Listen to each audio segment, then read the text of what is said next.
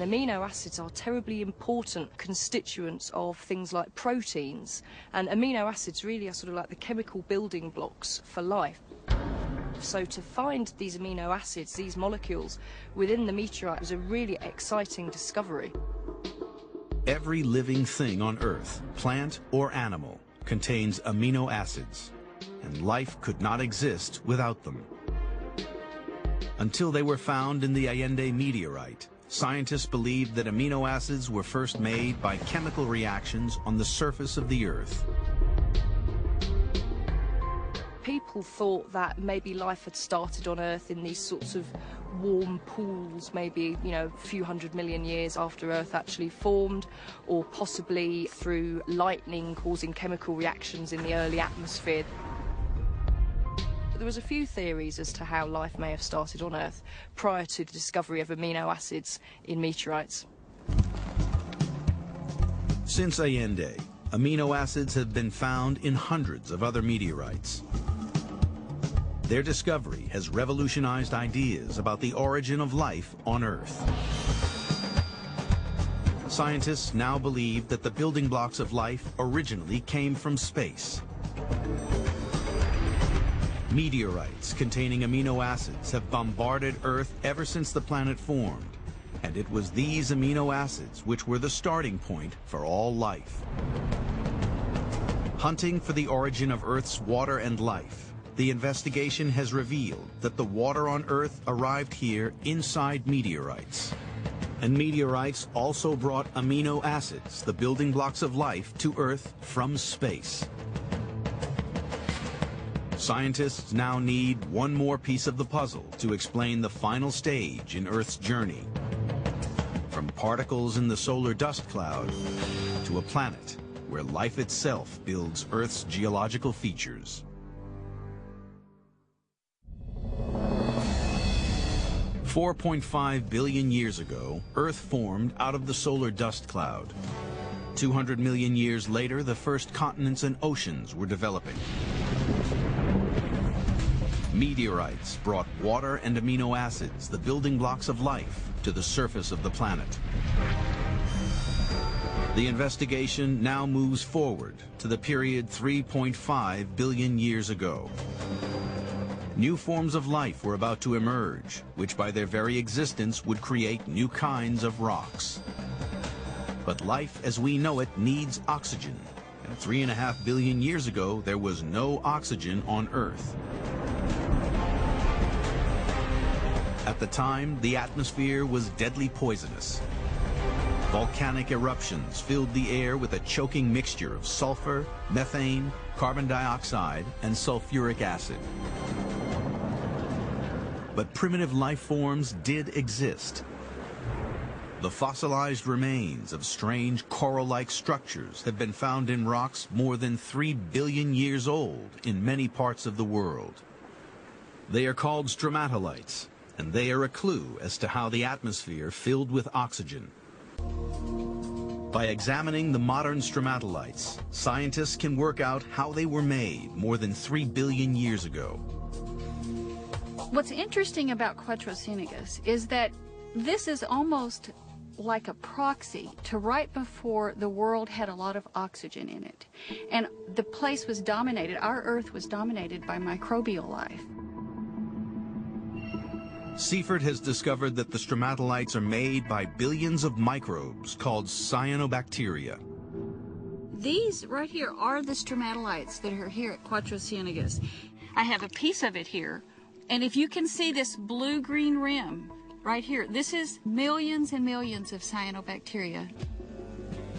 These bacteria were to change the course of Earth history because of one unique feature. They produce oxygen. Here at this pond, we can actually see them doing their job. We can see them making that oxygen. So when I get in the water and I actually go up to one of these cyanobacterial mats, if I look very closely, all of the community is making oxygen. And as that oxygen collects in that mat, it produces a little air bubble. And you can watch that air bubble just transfer to the top, and that's actually when oxygen is being released to the atmosphere.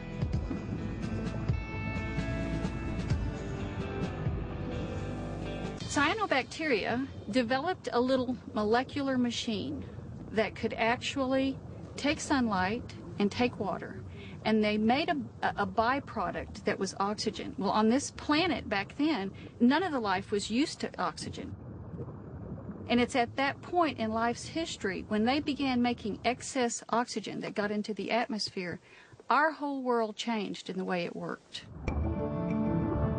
Over geological time, there were enough cyanobacteria to produce trillions of tons of oxygen, creating the atmosphere we breathe today. And they were responsible for changing the way all life evolved. Earth has been blessed with just the right balance of stability and the occasional catastrophe.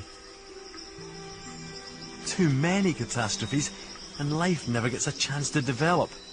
Too few and life gets stuck in a rut.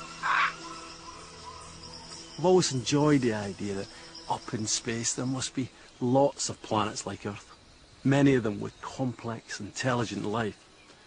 But when you consider what it's taken to make this place, you realise that planets like Earth could be very rare. Perhaps we are alone in space, on our own special planet. It's taken 4.5 billion years to turn the Earth from a barren rock into the world we see today. But now the planet's facing perhaps its greatest challenge. There's now a new force that's threatening this unique planet. It's a force that's been steadily gathering strength for thousands of years. And that force is us. Just look at Earth from space. At night, our lights mark out our domination of the world.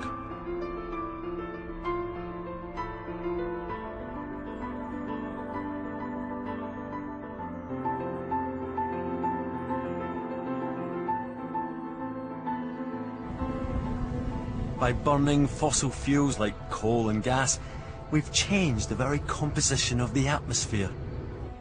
And as a result, warmed the climate.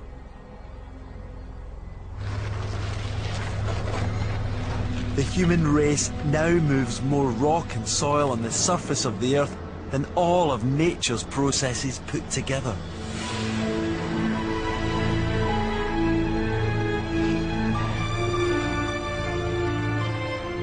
In fact, our influence is now so great that scientists have declared that a new geological era has begun.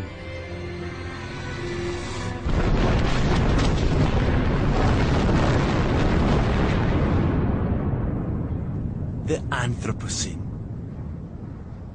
The human era.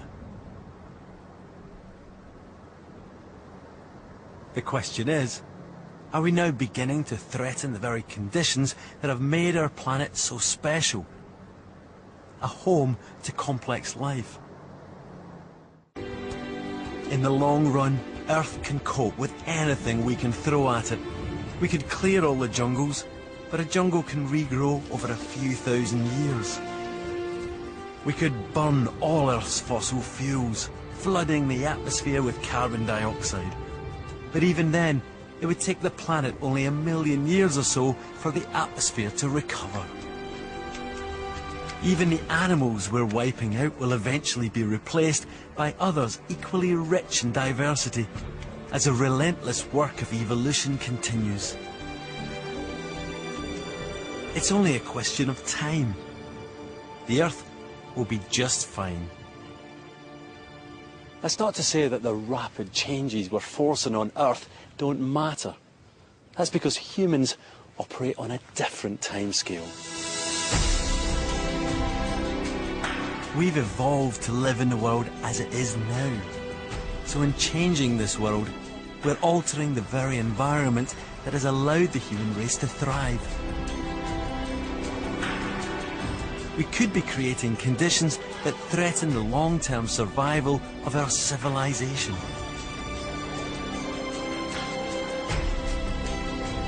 So all this stuff about saving planet Earth, well, that's not the problem. Planet Earth doesn't need saving. Earth is a great survivor. It's not the planet we should be worrying about. It's us.